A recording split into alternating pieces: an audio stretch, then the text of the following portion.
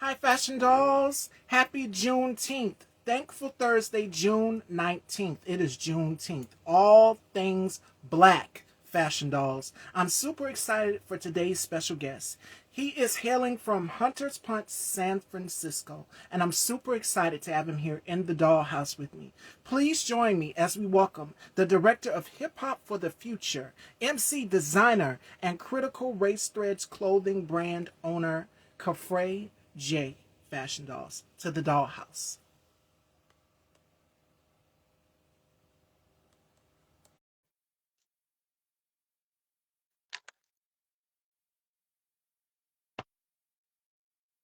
Check. Hello, hello. Hello. Hey, Miss Stevie, how you doing today? I'm doing wonderful. It is such a pleasure to have you here. Absolutely. Thanks for having me. Yes. So before we kick off this interview, how has 2025 been for you so far? And happy Juneteenth. Happy Juneteenth, first off, right? Um, Yes. yeah, 2025 has been a beautiful struggle, I'll say.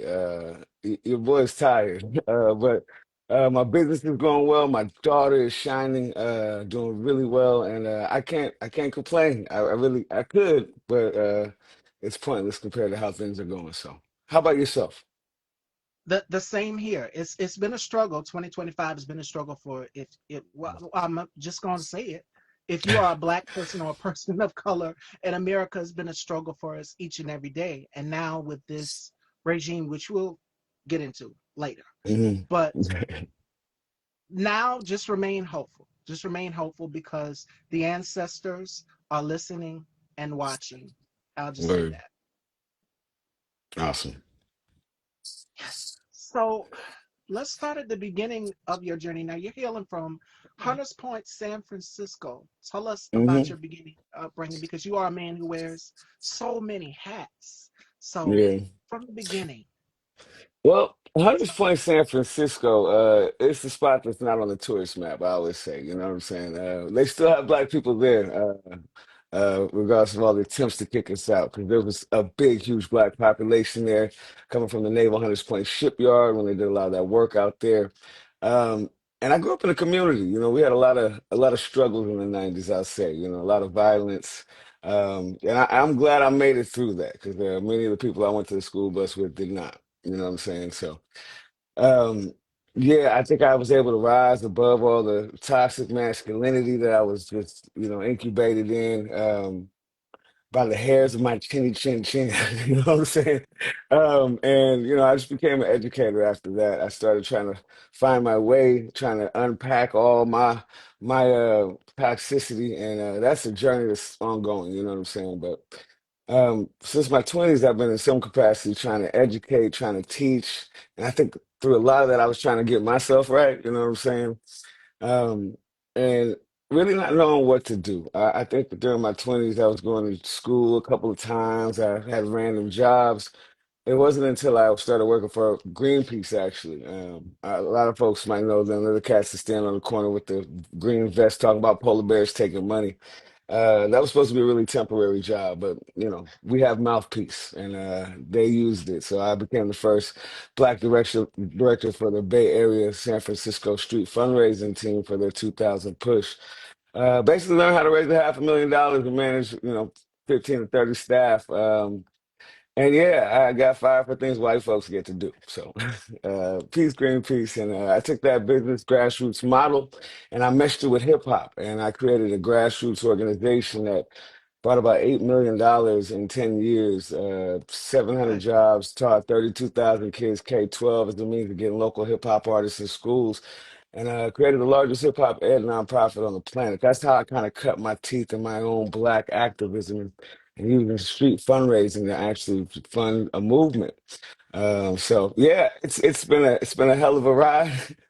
That business actually collapsed in 2022, so I'm on my second business, my newest iteration, which is I'm most proud of. But yeah, it's been a struggle trying to figure out how to maintain my blackness, create black spaces where I feel comfortable. You know what I'm saying, and create Got you. infrastructure so other black people can come around, work with me, and be black while they're working with me. So that's it. That's my elevator pitch. And I'm gonna tell you how I found you. I was scrolling down Instagram, and it's a lot Uh-huh. of black TikTok influencers. And I Yeah. seen you. You were out here, boots on the ground. It was a white man, and you were standing there checking him to his face. That is the type of energy that we have to have. I said, "Oh, I got to work with him. I got to collab with him because the way I'm feeling right now, with everything that's going on, and I've been talking to my colleagues, like we literally have a group called the Short Stack Movement, and it's Hmm. myself and others that are platform hosts and creators. And we have been talking about everything that this administration has been doing, ways that Black people can use resources. And that Hmm. was going to be another question for you. Now, you founded Hip Hop for Change in 2013. I wanted Hmm. to say to you that I absolutely love what you're doing with helping our youth, Black and brown boys and girls, have a space where we are included, especially in a time where we're seeing the anti DEI policies. They're rolling back, pushing back, trying to erase us out of these spaces. But you know what? Jamie Hmm. Foxx said something, Love and it that, was in man. an interview on the red carpet. He said something they can try to erase as much as they try to erase.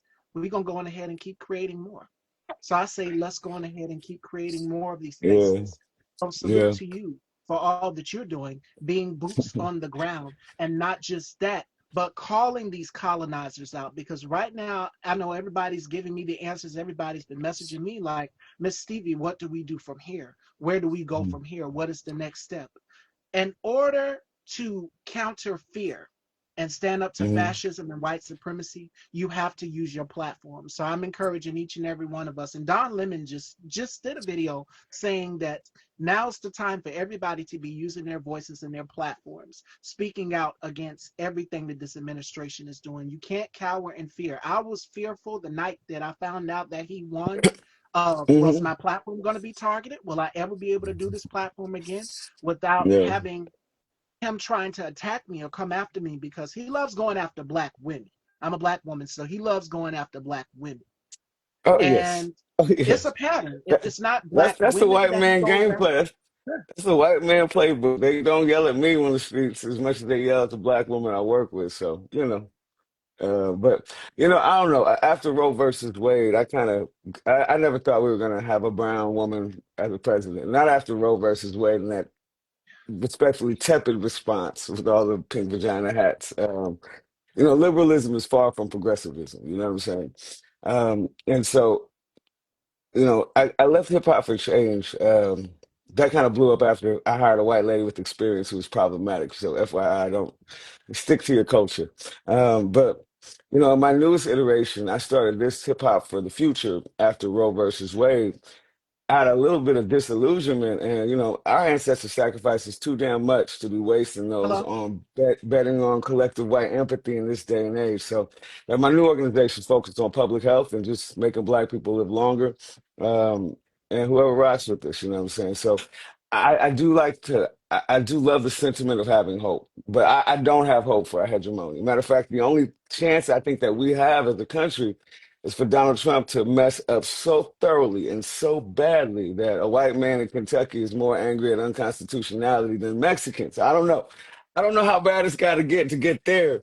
But I do think it's time for Black people to look insular, like look inward. You know what I'm saying, and try to galvanize their own communities.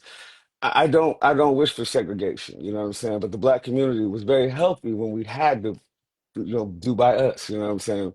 We were integrated into a burning house. I don't think we're economically integrated into it, but I do think that while Trump is erasing history, while he's pushing out DEI, while he's literally giving us the big finger, I think that it's time for us to go inward and start organizing as a Black community, right?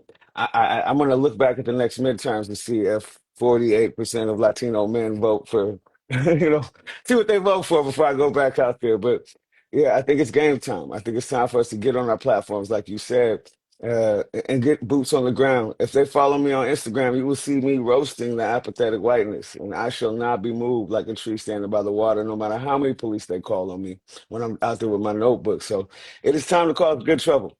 Good trouble. Come on, John Lewis. And that's exactly where we have to be in these times right now. White supremacy is ruling. And I just did a panel with my colleagues yesterday where we were talking about the history of the alt-right and Hmm. white supremacy. And Consciously, I don't know, I'm pretty sure you're familiar with Conscious. I've interviewed him. Yeah, He was he's saying something amazing. about the what is it, the great replacement theory. Hmm. We know Yeah. exactly what they're doing by all of these mass deportations. And I said this also on the panel yesterday with my colleagues, Tit for Tat, this and that. Make sure you guys head on over and subscribe to him. I said that what we're seeing right now is an ethnic cleansing of America. Anything that doesn't look like this screen right here, if it is not white, it is not right. So we're going to go Hmm. ahead and we're going to erase that out of this country. And the Hmm. driving force behind it is Stephen Miller. That's who the president is. That's, Yeah, yes, Donald Trump is the that, president, but I said when you that- watch The Wiz or The Wizard of Oz, yeah. there's that scene where they pull back the curtain and it's just that little man riding on the Hmm. treadmill. Yeah. Stephen Miller is that little man on the treadmill. I The mean, he's the one that Heritage said Foundation is the he was the shadow one that plan. said we should go after the people at Home Depot because we're not deporting enough Yep. people. My only hope is that when that white lady can't pick up her refrigerator she just bought and she can't hire no day laborers to get it in her house, she thinks twice about her vote. I don't know. I don't imagine most white folks are gonna have collective empathy for brown people. I don't think them having empathy for us will be the solution to our country moving away from fascism. I literally think it's white folks not having strawberries. You know what I'm saying? And not having the economy and Nebraska going bankrupt because they just it's fat folk season, so I don't know. But I just wrote an article on LinkedIn on my blog, Unapologetic Black Newsletter. Check that out if you folks get a chance. I get my feelings out there so I don't turn into Luigi Mangione, you know what I'm saying? But I just wrote an article on should we go out and protest or should we sit back and sip tea? I didn't answer that because I do not speak for black people often. You know what I'm saying? But I encourage people to go check it out because I think as a people, we are weighing a lot of things right now. Do we jump in right now because it'll be too late if we wait until the midterms, or do we let them FAFO a little bit longer so they can stop getting bought into these dog whistle politics and this division politics caused by white supremacy that made Asian people destroy their own affirmative action and made white women take away their own DEI? 'Cause that shit, it wasn't ours, it was theirs. You know what I'm saying? So yeah, And it benefits them more than anything. Affirmative action anything, benefits white women more than anything. So you want to anything. say DEI when it was us, it was the blacks, but it also benefits you too. You're in these Really. positions, you're able to get in these positions. I and myself and khafrejay, we're not able to get in these positions. You've already No. had it. I read that Yeah. thing and raised some real ass questions. I'm simply listen about protesting. And I've seen a lot of TikTok videos from people saying, Black people rest. They're coming for us. They've been coming for us. They've been coming for Yeah. us for 400 years now. This is nothing new. I already Nothing. knew. I knew that America was not ready to elect. I voted for Kamala. I'm part of the 92% crew. And I can tell you that America was not ready for a black woman. They didn't No. want a black woman because it is deeply rooted in patriarchy and Yeah. misogyny. Yeah. She was well qualified. She hit all of the check Everything. marks in every single box. She Hmm. warned you that this would happen.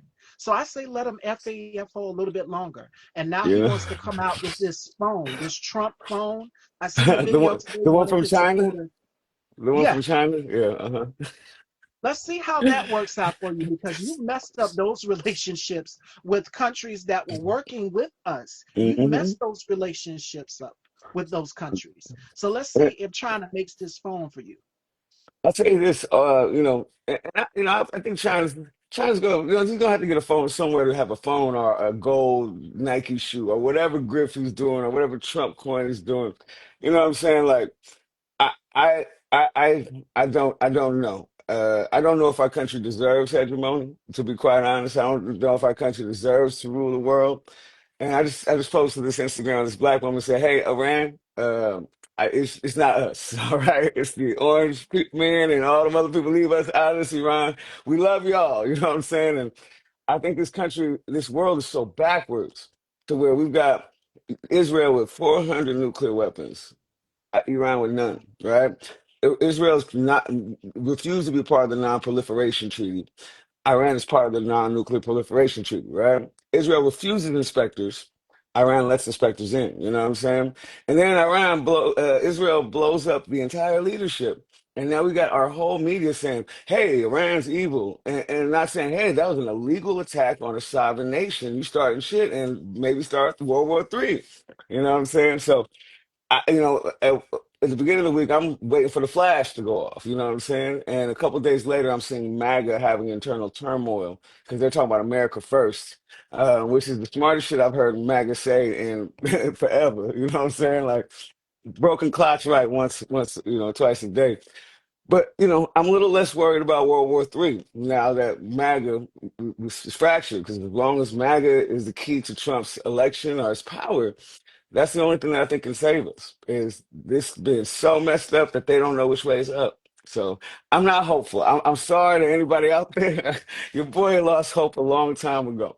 I like history. I like looking at what's happened in the past. And Mark Twain, one of my favorite quotes, history does not rhyme, but it sure as hell echoes. You know what I'm saying? And I think we're hearing some serious echoes right now because this shit happened before. Everything that happened right now, we already had the president in like the 30s, the almost president 30s and 40s who was doing the same stuff. We already had this tariff regime, the America First. None of that worked.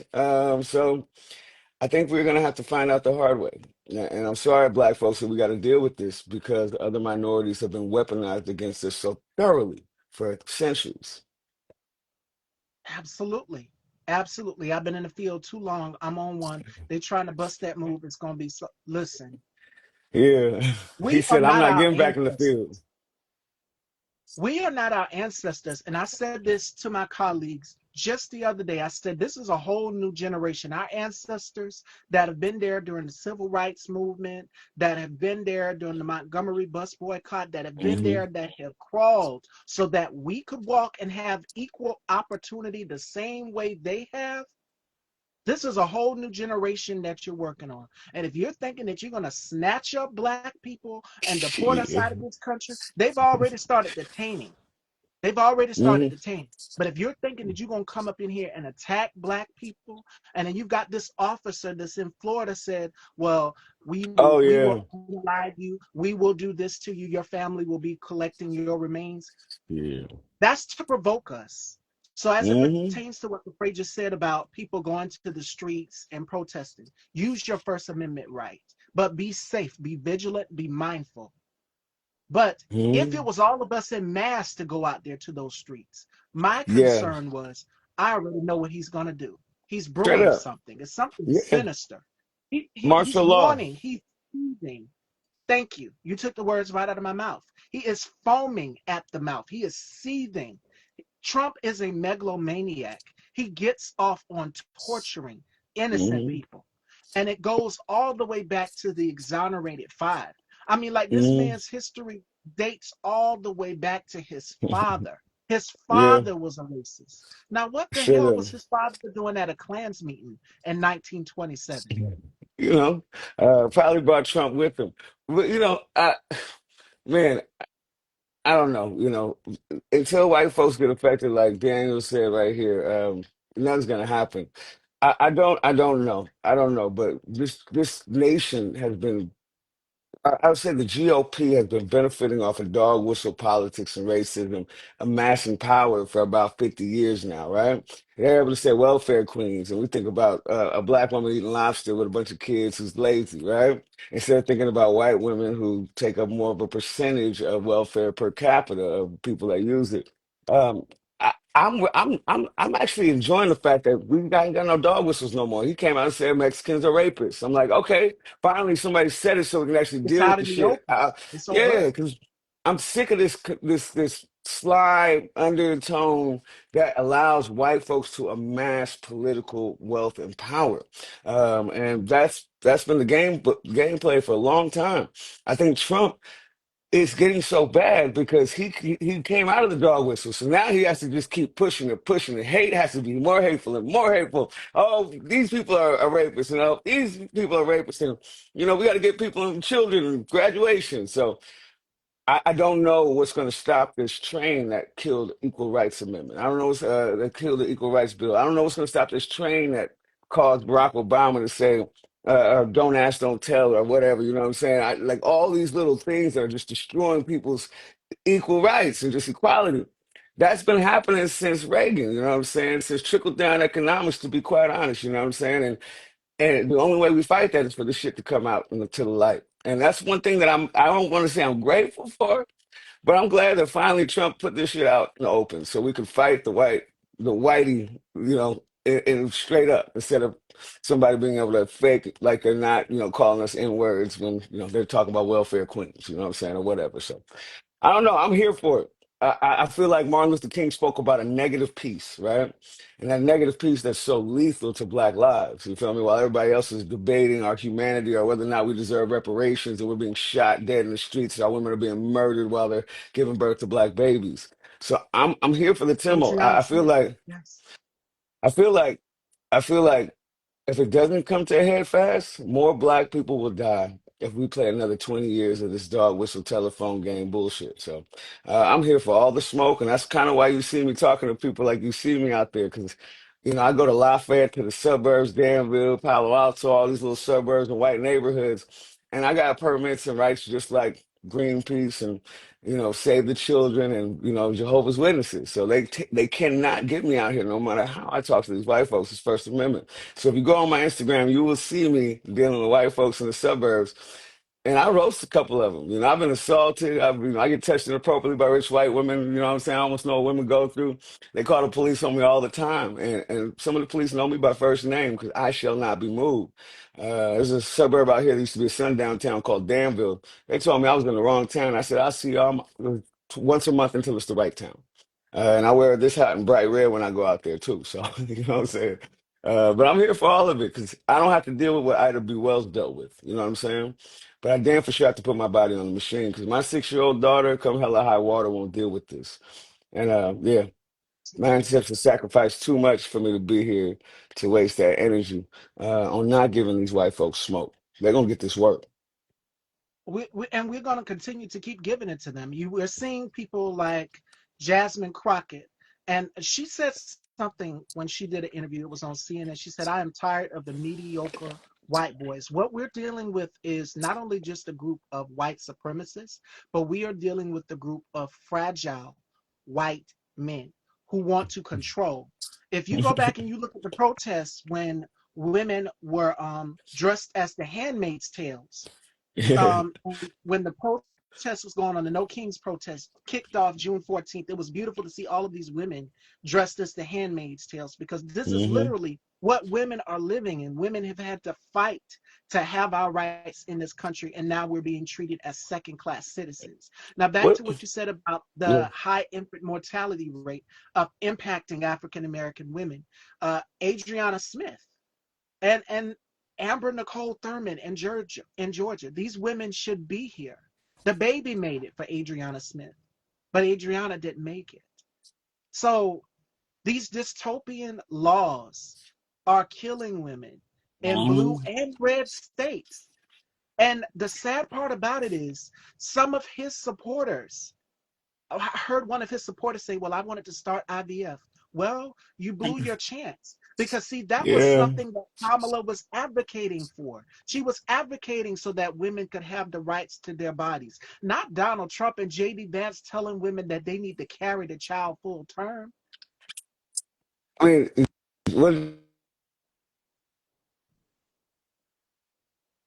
And he's the only one that can protect women. I don't know why the hell these people believe Donald Trump. I mean, this man's been lying out the side of his neck for decades. And so I don't know. I feel like as long as people, hate is a strong organizer, right?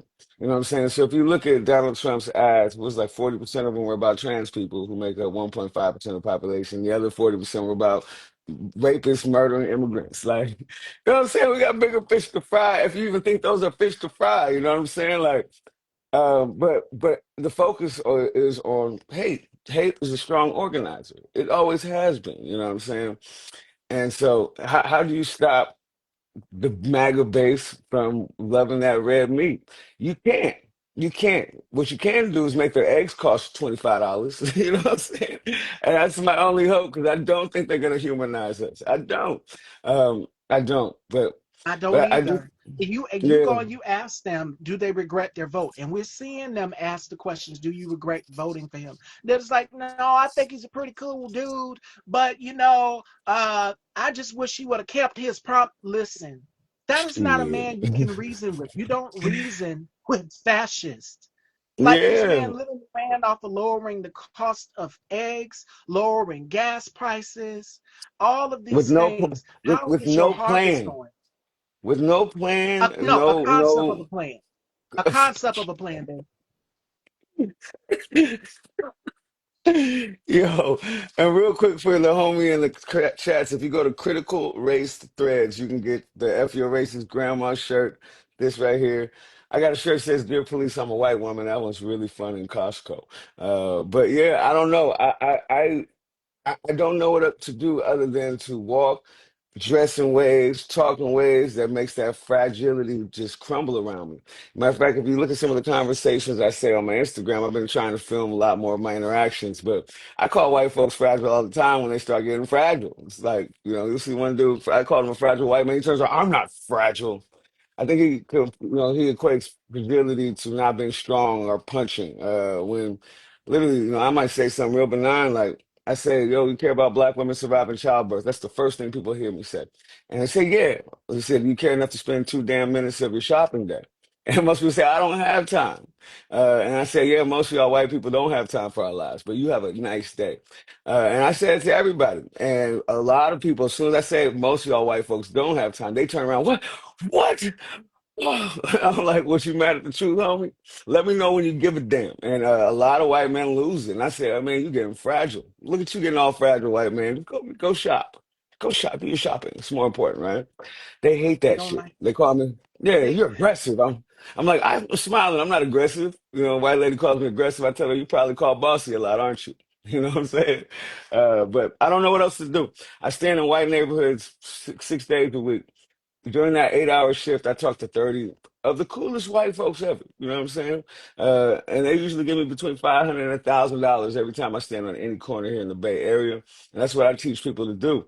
But there's about 200, 300 apathetic white people that could care less. And I tell all my employees that you got to decide what you want to do with that. I had an older gentleman who worked for me. He's in his 60s. He didn't want to deal with those apathetic white people. He was like, I'm just keeping protecting my peace. Me, I choose to roast those motherfuckers. Like, you know what I'm saying? Like, I choose to gotcha. give them a little. Yeah, I'm here for it. You know what I'm saying? There's no one right way or wrong way. You know what I'm saying? But for me, if you show that you want to go to Lululemon and Nike outlet, but you don't want to talk to a black man in a white ass neighborhood for 2 minutes about black women's mortality, yeah, yeah, I'm gonna roast you. I'm so sorry. You know what I'm saying? So that's it. That's it. If y'all want to check me out, go to hiphopforthefuture.org. I don't just do public health hip hop shows. I don't just do a radio show every Sunday for local Bay Area hip hop. I don't just do K-12 to get artists in classes or a hip hop therapeutic workshop for mental health workers wanting to do hip hop therapy. I don't just do a weekly rap writing contest in Berkeley and soon to be in San Francisco so we can incubate the culture and rebuild our infrastructure out here. I do a lot of workshops for anybody. I got workshops for organizations that want to learn to use hip hop strategically. I work with a lot of orgs. I just did a marketing workshop for Microsoft on how they can incorporate hip hop without paying Snoop Dogg $85 million and getting some local artists who actually have some shit to say. You know what I'm saying? So if y'all need anything like that, I'm here. I got 2 cents. You know what I'm saying? I do good at strategizing. So if anybody needs help business modeling, I don't charge that much on my hourly for black people at all. You know what I'm saying? But I'm just here to give our people liberation, and that happens purely only through self-determination. Historically, purely through self-determination. Nothing else has worked, and I think we're wasting our time on anything else. Absolutely. And I love what you just said about rather giving Snoop Dogg the money. He was the one that went to go perform for him at his crypto event. So why not support these artists that are coming up in the Bay Area? I'm in Yeah, South Carolina, in the red state of South word, Carolina. And shout outs word. to my girl Noli. I told her, I said, you have to meet him. Like I was just floored at how you were calling these calling these white people out to their face. That is the Yeah. type of energy that we have to have. We have to check Well, them because I don't. I know a lot of people were scared when he won the election. Oh my God, what's going to happen? You keep living your life. You call them out. Right, They don't like right. it. So No, what we're seeing right now is them turn on each other. They're already starting to turn on each other. You're seeing the Charlie Kirks of the world, the Tucker Carlsons, the Ted Cruz. All of them are starting to turn on each other. And I love predicted it. that that was going to happen. I said the empire is crumbling. We've Yeah, seen the fallout with him and Elon Musk. And Elon that revealed was everything beautiful. we already knew. We already Already knew knew that him. We Kamala already won know this him. election. He didn't win by a landslide because he didn't win by a landslide in 2016. So And we we already you know just that confirmed Trump, everything that we knew. we Every already know, accusation from one of these white Republican men is a confession. yeah. We already also already knew Trump was on the Lolita Express 7 times. So let's throw that out there. And Oh, the Epstein files. Oh yeah. He come runs on from now. that. You mentioned January 6th, 2021, or those Epstein files. He runs from it. Yeah, but I'll say this, I think that we have an opportunity here as Black people. We're not gonna make it without Asian people discontinuing their solidarity with whiteness and the proximity of whiteness, right? We're not Yeah, gonna, as a nation, you know what I'm saying? Unfortunately, we're not gonna make it unless white folks join us politically, as a nation. I don't know what absolutely. it's going to take to do that. I really think that recusing ourselves and sitting back and sipping tea. Because first off, if black people got out there in mass, they would use that to call martial law, right? Period. You know what I'm saying? They already beat enough white protesters in the streets anyway. You know what I'm saying? But yeah, man, I think it's the time for us to start our own businesses, right? It's just time. If you work for Walmart, quit and start your own business. You know what I'm saying? If you work for a company that doesn't respect you, I really think it's time for us to bring our Black Wall Street out, not in one Greenwood district, but in our TikTok feeds, in our Instagram feeds, right? Have our Oh yeah. own record companies, right? Have our own grassroots organizations, have our own after school programs, our own daycares. When I tried to be a nanny when I was 22, I was like a badass educated teacher. That white lady opened the door and looked at me like I was about to rob her. You know what I'm saying? I'm a great teacher, but I think we need to make our own spaces now. The time is now. So I Absolutely. applaud you for even providing this platform for people like me, because we have to have these conversations. We just do. If anybody needs help, I also do consultation on how to talk to racist families. I got about 5 white clients. I help them on how to deal with their racist ass family. You know what I'm saying? If you need help on how to create a business model that's rooted in your culture, I'm good at things like that. Because I think we need to come together. We all have skill sets. We all have tools. I'm a single Black father with a new business. I need all the damn help I can get to that. You know what I'm saying? So I'm gonna throw that out there.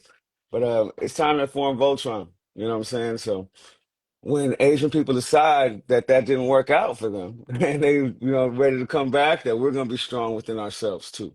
With the 48% of Latino men, and I don't know, Latino is a weird ass term anyway, you know what I'm saying? But when the 48% of Latino men realize that, yeah, that shit didn't work out too well, for the Cubans, you know what I'm saying? And the Venezuelans, and Lord not have only that, mercy. but Oh, these shit. ICE raids, I said this yesterday with my colleagues.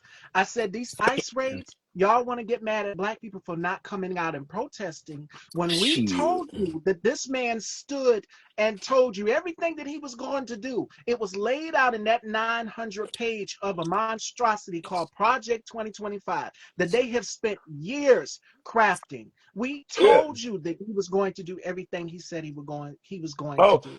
but, But but, the but, call but is Kamala, coming from within the house. I'm gonna yeah. say it again, Capri. The call is coming from within the house. The Proud Boys, Yeah. Enrique Tarvio, is Yo, helping ICE and yeah, DHS. So instead of yeah, being mad at us, you need to be looking at Homeboy that's helping ICE. yeah. Mm-hmm. And on that note, they're not getting criminals or people they're going after people through their tax filings and paperwork. So they're getting immigrants that are documented first off, and working hard. And I can't wait till the country F's around and finds out, because if people are up right now on the economic indicators, the economic indicators for this next couple of years is looking ugly. It's looking ugly in a It's way not that it good at looked all. in 2007. It's looking ugly in a way that it looked in the early 30s. You know what I'm saying? So I, it's our only hope. I think he fucked around enough, and I think we're all about to find out. Yeah, and I just hope that it happens faster than that nuclear blast happens. So that's it. Um, That's it. Oh, by the way, I got arrested by Homeland Security in North Carolina breaking into a coal plant in 2013 with Greenpeace, shutting down the Duke coal plant. So North Carolina is beautiful. I don't know if South Carolina looks like that, but y'all got some beautiful country out there. I have a cousin up there, and I have a brother up there, and a girlfriend up Mm. there, and it is. And then with the South, I'm glad you mentioned North Carolina. Uh, didn't he refuse aid when we had a whole hurricane going on? We had Hurricane Helene, and we have Yeah. what's the other one? Mel is it Melvin? The other one was I, named Melvin, right? I I think think so. so. He totally did 100%. He also was critiquing Biden with his responses as well and saying that Biden wasn't doing good enough. And now he's just like, you know what? We ain't giving nobody no help. Good luck, red states. I live in California, so we good. You know what I'm saying? But damn, man, it's a shame that people have to have around to find out because I don't wish pain upon people. But what's that German word, Schadenfreude, when you experience pleasure from seeing people, experiencing the pain of their choices? Yes. Man, I just saw this Latina woman whose father's being deported. She's married to a white man. She voted for Trump, Oh, and now her yeah. father's in the ICE detention. She's crying, and I feel really bad for that man. But her, man, I got this cup right here. It says white tears. I would change this to Latina tears for that one individual woman because, man, when you just want other people to hurt evilly, and then you're sad because you didn't know you was gonna hurt, you can kiss my ass. You know what I'm saying? And she needs to sit in that pain and know what she did to her father, who's probably gonna tell Absolutely. her, he's probably gonna tell her it's okay, but it's okay, baby. Don't, it's not your fault. It is your fault. You did that because you wanted to hurt other They are people. complicit in it. And to the gentleman who was crying today about my children's not getting health care, you hate the people that he hates. That's why you voted for him. Again, that Hmm. fear. And as Daniel just said in the comments, yes, Elon used his power and his wealth to buy this election. He Hmm. did. And that He shit is did. not. That's not. What part of America is that? What part of patriotism is a rich South Afrikaner coming in here and spending $250 million to swing an election? What kind of patriotism is that? What? How do we justify that? I would love to get them to qualify that statement. You know what I'm saying? Like that makes no sense. But the biggest thing and the most dangerous thing to our country is not white supremacy. I think it's stupidity. You know what I'm saying? It's the stupidity of liberal white folks that aren't progressive. You know what I'm saying? Because I'll tell you this, when they did that Elon Musk protest at the Tesla in Berkeley, California, I was standing right next to those white folks singing their kumbaya right down the street. I was talking about saving black women dying 3 times more than white women. Guess how Mhm. many of them white protesters stopped for this black activist calling them out, saying, "Hey, come help me save black women." Guess how many? One white person with a sign out of the whole freaking group that whole day. Because white folks will sit there and they'll sing Kumbaya offbeat with no seasoning. They'll do their little offbeat ass chants that don't rhyme well, and they could totally make it rhyme well if they really thought about that shit for a second. And they will sing Kumbaya because they want to dance, they want to be flower children, they want to reminisce about all the shit they used to do 50 years ago. But ask them to bust a grape for anything other than being in their kumbaya sign so they can feel like they're camaraderie, they wouldn't talk to me. I asked everybody that passed me, will you come help me save black women? One white person, one liberal white hippie with the sign talked to me. And so, yeah, I'm out. I'm out. These people are not progressive. They're liberal. They will smile in your face and they'll say, "Oh, I love black people," but they'll grab their babies while they pass me. You know what I'm saying? Their babies will be put in flight or flight. And I tell them I don't eat babies. I'm full. And they're like, "Oh, no, no." I'm like, "Yeah, yeah. You should bring a kid around more black people. He's literally staring at me like he hasn't seen one of us in a year or so. You should really get off of that hilltop and come down here and hang out with some Negroes. It might help your kid out." But I don't know what to do because I'm not worried about racist people. They're really easy to deal with as long as liberal white folks aren't just sitting on their high horses and forgetting what progressivism means, right? 'Cause I'm in San Francisco. We got all the rainbows on the streets and everything. But working in the Castro is one of the most difficult places to work. They got their rights, you know what I'm saying? They don't care about black trans women dying in San Francisco at fucking all. They got rainbows on the streets and they got pride, you know what I'm saying? So that's great. But they don't care about us. And so this gilded city that is so liberal. And I hear it on Fox News, liberals to San Francisco. I hate that shit. Liberals don't mean anything. Liberals just mean you support things in theory. You know what I'm saying? Like these people don't bust the grape out here.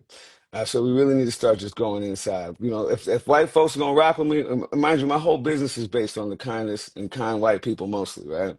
But let's not lie ourselves and think that there's a groundswell of white people that are with the shit, so to speak. You know, or there's a majority. There's not. And even even if you take all the white folks that say they're liberal, most of them have not done anything in the last 10 years to further our struggle at all. Most of them. I'd say 90% of them haven't done anything tangible. And probably maybe 5% of them have donated some money. You know what I'm saying? Which is cool. Donate money, white folks. We need your wealth. Yeah. But yeah. I don't trust it. That's why I do public health now. I just do public health. And I agree with what Papa Pitt just said. Elect progressive candidates, but folks want to get likes and are also capitalists.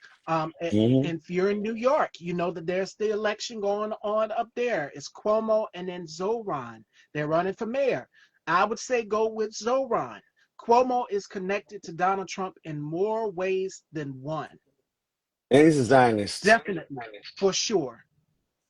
If you Yeah. want to, and my thing is this, because I am a Democrat, if you want to bring something new to the table, you have to change it. You have to get to the working class people. You have to speak to us. And I feel as though when you have people like Jasmine Crockett, it's like she knows exactly how we're talking right now and having these conversations, and we're all agreeing. It's like she knows. She's in the Hmm. District 30 of Texas. And it's like Yeah. having somebody like that who's personable, who can connect with the people, because people do, let's keep it a buck, people don't trust politicians because of things No. like this. I You think have to Jasmine be able Crockett to would have relate to won. the people. She would have won the Oh, yeah. last election. I love Kamala. I think people put a lot of lies on her name. I do not think she was the Yes. best candidate. You know what I'm saying? I love Kamala for everything she's done. But Jasmine Crockett, I think, would have won. I think for the same reason Donald She's, Trump won. She's real as hell. And what galvanized the Democratic base is not tepidness. You know what I'm saying? It's when people can have a dream. Barack Obama gave us a dream in 2008. I flew out to yes, the damn Democratic National Convention myself. I wasn't gonna miss that shit. Kamala, no matter how great she is, and no matter how much I support her, that black woman, she wasn't amazing. galvanized. You know, she wasn't going to be able to bring that same kind of that energy that Barack Obama did. I think Jasmine Crockett would have been able to do that. She'd have been calling people out left and right and speaking real and clearly. And so for right now, I don't think we need, you know, a candidate. Another I don't even. woman. No, no, I think Jasmine Crockett would have whooped Trump's ass all over the floor. I think she Oh, would. yeah. I think she would have been able to He's galvanize already the coming Democrats. after her. He's already Yeah, coming and he after her. He's better. questioning He her would be wise IQ. to. He would be wise. He better come after her, right? He should have came after her before, because he's not. I don't think he's. I don't think the country's going to be ready for women like Jasmine Crockett coming out. AOC's dope. I don't think she's got what Jasmine Crockett's got. You know what I'm saying? Hakeem Jeffries dope. Cory Booker, I think he got a little Centrist. bit that. You know what I'm saying? But he's a centrist. I think in order for somebody to beat and galvanize the Democratic base right now, we have to see war, spirit, fire. You know what I'm saying? And people getting roasted. Jasmine Crockett can do that. I don't think Kamala could do that. You know what I'm saying? I almost don't even think AOC could do that. You know what I'm saying? But if we can elect people like Jasmine Crockett, I do think we can get a brown woman running this goddamn country, because that shit is undeniable. And you don't want no smoke. No bad built bush body. Anybody want no smoke from Jasmine Crockett. You know what I'm saying? So while Trump's saying little Marco, little Rubio, all this stuff, he wouldn't be able to do that with Jasmine Crockett, you know, at all. So He I hope she fears power. runs. I pray so too. He fears powerful, intelligent black women, which is why he Yeah, kept going after her mental acuity or her IQ.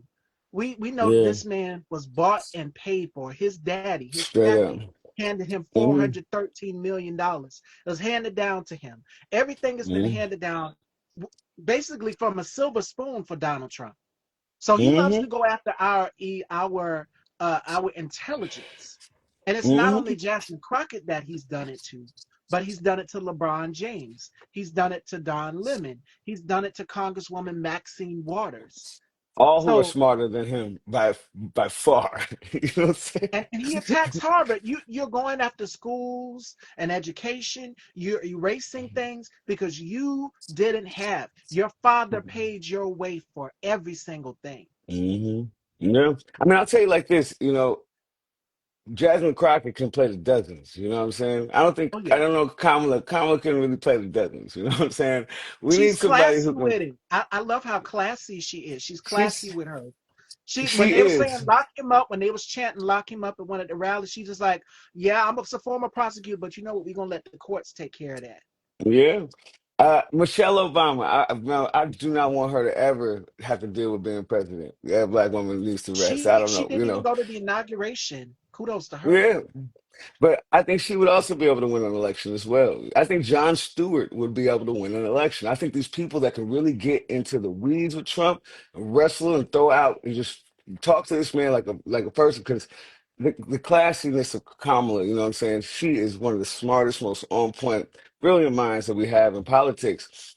I Oh, don't think that our country supports brilliant minded black women, you know what I'm saying, who are classy. I think oh. that we support people who are ready to fight. And I think, given the current political climate, we need somebody who's just got the dozens, who can start roasting these people outwardly, politically.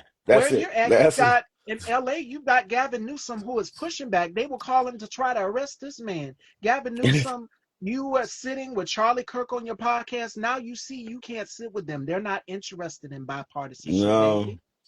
They're no, not. no. And that was interesting going on Charlie Kirk, right? Just same way you see Bernie Sanders going on Fox News. You know what I'm saying? Like, I'm here for that. I think one of the dumbest things Kamala did was not go on Joe Rogan. And it wasn't her fault. You know what I'm saying? It was like some timing issues, but she should have made that happen. Like same thing when Hillary Clinton didn't go to Wisconsin. You know what I'm saying? Like, come on, sis, get up there, But yeah, it's a new day. It's a new day. And the social media that we've got going on, these new platforms that we've got, they're going to allow black people to get our political voices out there. And, black people, we got the swag, period. You know what I'm saying? They might not like us, but they listen to our music. You know what I'm saying? They might not like us, but they eat our food. They might not like us, but they know their mamas fed off of our women's breasts, you know what I'm saying, to be here. So we control the swag of this nation. That's why, platforms like this, Instagram, TikTok, that's what's going to be the next election winner for black and brown people. Period. And it's going to be people that roast these people, that make them look exactly as stupid as they are, not playing this respectability debate kind of style. But that's stupid. We need more bad butch body comments and less data. I hate to say it, but our country is stupid right now. You know what I'm saying? And we have to bring it down a notch because people don't even understand what's constitutional and what isn't. Oh, they don't care about that Constitution. That they tried Habeas to corpus. rewrite it. He literally wanted to rename the Gulf of Mexico the Gulf of America. Mm, love it. I love it. I hope he keeps doing stupid shit like this until it all blows up in his face. And I just hope he does it faster. I want him to mess up faster and faster, so thoroughly that the egg price would go up to $45 within 2 weeks. That would be good for the country. If he does it too slow, we might be Highland Hitler, in 4 years. Because what is it going to take for a white man in Kentucky to be more mad at unconstitutionality than Latino people? I don't know, but I hope Trump gets us there faster than slower. You know what I'm saying? Because I don't think that And we they'll are in find any. out. Yeah, we're gonna They'll find find out. out. And also, he's not gonna. He's not. I don't think he's gonna be trying to relinquish power. So we're gonna find that shit out too. But Trump is coming for our entire Constitution, and it's a damn shame people don't know that. So, do we deserve hegemony? Do we deserve to have all this power as a country? Would it be better if we had a civil war and split up, and Cali and Nevada and Oregon and Washington went over this way, and had some states go over that way? I don't know. I have no idea. But revolution isn't shooting and violence in the streets. Revolution is what happens after the fighting stops. You know what I'm saying? So the faster we can get there, the less black people will die. Period. And we are preserving our energy. They're coming for us, but they're doing it systemically, Hmm. systematically, and Hmm. environmentally. Elon Hmm. Musk, whatever he had, let's just say what blew up. We've seen the video of that blow up. And Yeah. his little plant that is out here poisoning people as well too. So Hmm. they're doing it to us environmentally. Flint, Michigan is still without clean water.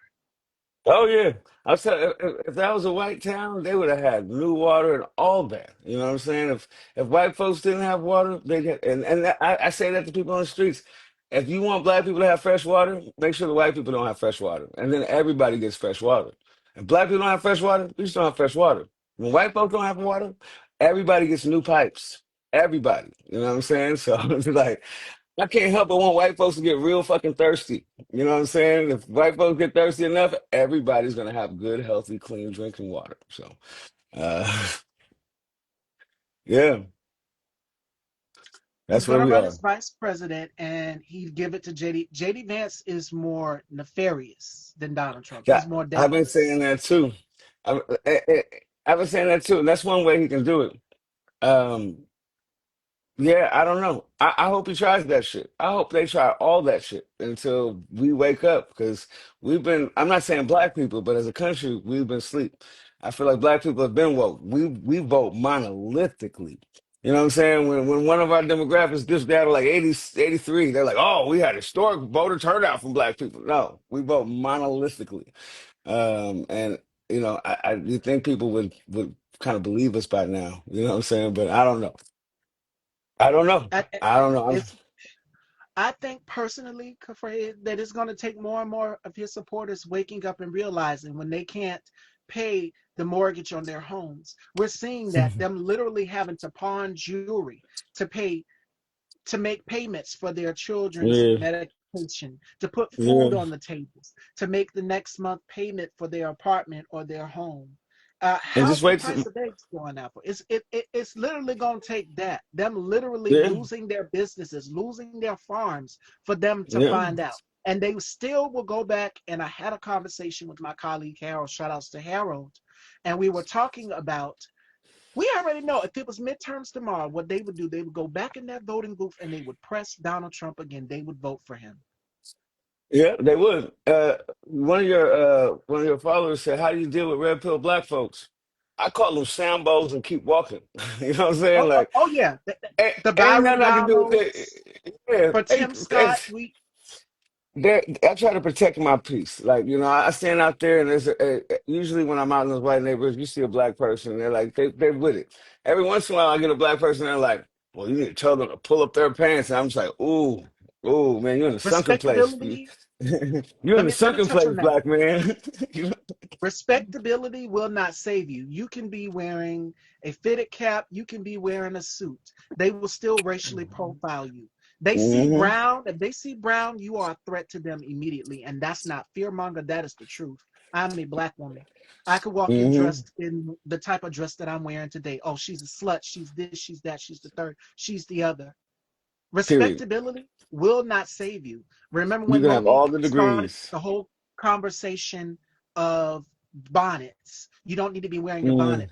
That's the aesthetic of a black woman. Door knocker earrings, rollers in the hair, that baby hairs, that's the aesthetic of a black woman. So when Monique made the comment about the whole bonnets, respectability is a thing in the black community. What will white people think about me? No matter what position you talk, no matter how educated you are, no matter how you dress, your style, they will see black. They will see Period. black, and you are a threat. And I'm glad you made that point because I, I I've talked about this often because I used to go to meetings and in high rises and things like that, and I'd have this Yeah. starting my business. I remember when I started my first business, I didn't really want to tell people I was the ED, I was the executive director. I thought if they knew I was running it, they might not want to donate and shit. And I remember going through that kind of concern, because this is about our livelihoods here. And I realized, no matter what, they're gonna think, even if I wear a suit, they're gonna have a preconceived notion about my capability, right? And then when I open my mouth, they're gonna be like, oh shit, this guy's really smart. And that space between what they perceive or what they think, the chasm between what I come with. The bigger that shit is, the more money I make off of white folks. So when they think that I come in a hoodie, gold grill, my hat tipped to the side, and I walk into this board meeting in the Transamerica Pyramid downtown San Francisco.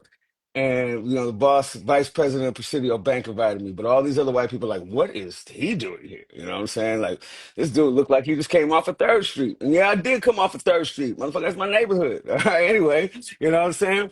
But when I dress like this, they think that I shouldn't even be close to the building. But then when I open my mouth, they're shocked and they're off balance. And there's so much of a difference between what they assumed at first with what they get. They're off their toes. That's when I could take all their money from them.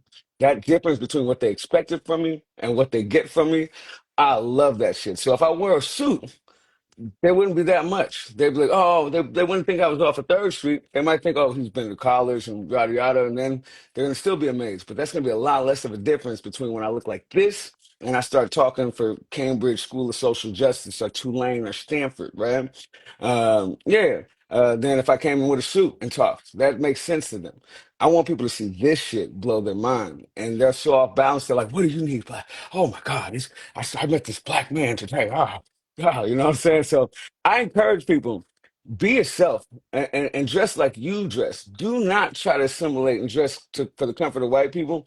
It doesn't even economically benefit us. You understand what I'm saying? At all. And now they got girls in music videos wearing rollers. You know what I'm saying? Now that's the style. You got Drake wearing little, things in his hair and stuff too.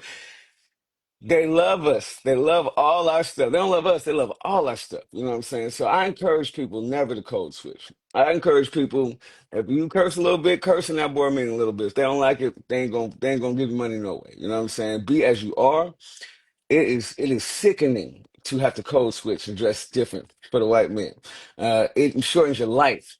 And in that space, you'll never make as much as the white people you're sitting next to, right? So when I do my workshops, Passion to Profession for incoming freshmen on how to choose your classes to pick your identity, to fit your identity when you start going to college instead of just trying to be in some pathway of getting a sea of mediocre white men. Because you can be a lawyer or you can be a music lawyer, or you can be a hip hop R&B lawyer that walks black people specifically through that, right? You can be an electrician, or you can start a company that teaches 4 or 5 black kids from marginalized communities how to do electricity work, and then get government subsidies for internships for those kids while you're doing the same for-profit contracts. The thing is we do the same shit as white folks do. They'll never pick us. But if we do something with cultural swag wrapped around it, they'll never be able to do that, replicate it, or take it from us. And they're going to have to pay us. And we're going to have to charge them for that game. So I encourage people, dress as you are, come as you are. When you build a business, don't build a white business, the same business that all the other white men have. Build a business that's rooted in your identity, that's unreplicatable. They don't even have the seasoning or the rhythm to replicate that shit. And this is not just for people that look like us, you know what I'm saying? If you are a white person, why don't you go back to your history and remember when your ancestors ate haggis, and, you know what I'm saying, and had to go through the shit they went through, and then find something in your own culture. Because I can't expect you to respect where I'm coming from if you don't even know why your ancestors river danced. All right? You have no idea or need to teach your kids about river dancing because you don't know what the hell culture means, and that's why you have no rhythm. But yeah, I encourage people, stay in your lane. Stay in your lane and make your own lane your way. Because I stand in the white neighborhoods wearing a fuck your racist grandma shirt and a make racists afraid again hoodie. And I make $1,000 every day in white neighborhoods from people who support me. And if they don't, that's fine. But I'm not code switching for anybody. And I've never raised more money in my life than when I stopped code switching and started saying, fuck that. Unapologetically black. So that's my 2 cents. That's my TED talk right there. You know what I'm saying? So And you did do it. You did do a TED Talks, and it was amazing. You did I outstanding. did. So Yeah. this is what our people need to know. And we've seen Jamal Bryan out here. The black dollar is powerful as it pertains to the money aspect, the economic aspect to it. The black dollar is powerful. Target, how are your sales going so far? Oh, I noticed they had a lot more black people in their advertisements recently. Have you noticed that? They ain't saying DEI, they ain't saying Juneteenth, but they have a lot more black people in their advertisements. It's kind of funny. It's kind of funny. But yeah, let's make our own businesses. You know what I'm saying? Let's make our own hustle. I think that's time. And man, it has never felt better in my life to know that I wake up every morning building my people's dreams. So if you can root yourself in that, you'll never feel better. You'll never be able to look your kids in the eyes with more, pride in what you do than when you're rooting your goals, your work, your efforts, and furthering Black people along. So that's my 2 cents. We got to. Target, FAFO, yes, they did. Walmart, Uber. Jamal Bryant is not playing. He said Dollar General too. He said, wait, Oh they didn't yeah. donate to no black people. They not helping black people out. Up, Hmm. boycott them. And black people, Hmm. we are understanding the assignment. The black dollar is powerful. See, y'all want to talk about it was DEIs, this, that, and the third, because you have bent the knee and capitulated to Donald Trump to give him everything that he wants. Well, we can take our black dollars and we can spend elsewhere. There have even been cooperations who said we're not going to sponsor. We don't need those cooperations to celebrate Juneteenth. We don't need them. Not not at We do all. our own All we thing. We do our own thing. There are so many black restaurants and businesses out here that you can be going and supporting. Cook out with yeah. your family and friends. More than ever, I see black people, as khafrejay said earlier, we need to be mobilizing and building community. So when I seen it, I think it was Charlie Wilson, and it was a few other Flex Alexander, a lot of famous names together at a cookout. That's what black people are doing right now. While the world is burning, black people are doing that. We're being strategic. We are pouring into our communities. That's what we're doing to the Latino voters for Trump and others. What are black people doing? Where are the black people? Where's Kamala? Why she didn't say anything when Trump started doing all of these immigration crackdowns and ICE raids? Black people tried to tell you everything that he said he was going to do, he's doing. Hmm. And you're finding out Everything. almost 42% of Project 2025 is complete. And this is from our girl No Niche Zone podcast. Mm, They are mm. doing it at a very rapid speed. And I've never seen anything done so fast like Well, this ever there's before. this woman that did this report on revolutions and changing of political structures. It's the 3.5% rule. If you can get 3.5% of a population to collectively protest, and it's not violent protests, peaceful protests, you can change anything. No regime has ever, survived 3.5% of a population being sustained in a protest. And that's why we see where we're at today, because that hate and that racism, that homophobia, that there's this vitriol that galvanized more than 3.5% of white men and a lot of white women to go with them. And apparently a lot of Latino men, you know what I'm saying? And Latino women, Asian people too. So I think that's what we need because I think even with the amount of hate that's on that other side, I don't think we need that many loving people organized as we need that many hateful people because that shit doesn't really make any sense. It's just Yeah, powerful. I think that we make a lot of sense, but I think people need to get out there. And I'm not saying black folks need to get out in the streets, but it's time to fight back. It's time to pick away. And, you got your platform here and you're bringing people on. That's fighting back, sharing information, spreading the peace. If you're white, give some money to black organizations that are fighting the good fight. Just give that wealth. Black led orgs have 56% less money on here and 72% less savings, right? yes, So donate, fucking donate, volunteer, and find eight, nine, 10 black organizations and post about them on your Facebook, on your white Facebook feed once a week. You know what I'm saying? Like we need people to get in there. We need people to know we exist. We need people to join these fights. Um, and yeah, I mean, I don't know. Again, in closing, I'm not hopeful.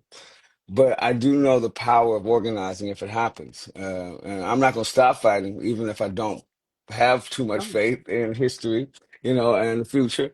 But it's time to fight. It's time to fight. Whether you're optimistic or pessimistic, it is time to do some shit and do that shit right now. So, Absolutely. And in closing, for anybody who's unsure of what to do, get out and get involved in your community. Find a group of people that you mesh with, that you click with. Like I said, my colleagues in the short stack movement, shout outs to Harold, Deshaun, Bubs, Alvin, Bossman, Spicy. Shout outs to everybody in that group. Keon as well too. Shout outs to each and every one of y'all. Y'all have shown me immense conscious TV as well shown me immense support. And Yeah. I have a new friend now here, Khafrejay. I mean, I was scrolling down Instagram and I was seeing the black TikToks because I follow a page Yeah. called 92%, where they give Hmm. us Aaron Pure Nas, Midas Touch Network. They all give us, that's another thing. Start supporting independent media because mainstream media has now capitulated. Donald Trump has the media Yeah. in his pocket. You saw how they let go of Terry Moran from CBS Yeah. for critiquing That Stephen makes Miller. no sense. I mean, yo, the same thing with that law firm that capitulated as well. People gonna Columbia have egg on their University, yep. face. Yeah, but I'll say this: if y'all can, check out LinkedIn. I write the Unapologetic Black newsletter every week. 22,000 followers. I try to keep people updated on that. If you like really angry political James Baldwin-esque black man rap music with zero misogyny and a lot of appropriately strong language, you can check out my album, my latest one, released last Juneteenth, called Critical Race Hip Hop. And if you want to dress like a mostly friendly neighborhood black activist, you can go to Critical Race Threads and wear some stuff that'll tell you who your real friends are immediately. But yeah, thank you so much for having me, Miss Stevie. I really appreciate the opportunity to speak my truth. Thank you so much for giving it damn. You are so welcome, and I would love to continue to keep in touch with you and bring you back on because the audience, they love you. They love Right you. on. I love them And too. I love them too. And if y'all need me, just tap in hiphopforthefuture.org. Please get on our newsletter. We send one a week. We give local artists things like that, and you can see more of what we're doing with reproductive justice in hip hop. please go and support this brother Fashion Dolls. Make sure that you are supporting. We will be back next week. Joining me Monday, we have Kenny Denda joining me. So make sure you guys tune in. I love you all. And this interview will be uploaded to Style by Stevie Daytime on YouTube. So you guys can head on over and subscribe. And make sure you head on over and subscribe to Kafray's channel as well to check it out. You won't be disappointed. Again, we're in this together. You're not alone. I know a lot of people like, I feel alone. I feel left out. What do I do? You're not alone. You have people out here on the front lines like us that'll be out there fighting. So Well, continue on. I love you all, peace. Fashion Doll. Take care, everyone. Peace, y'all.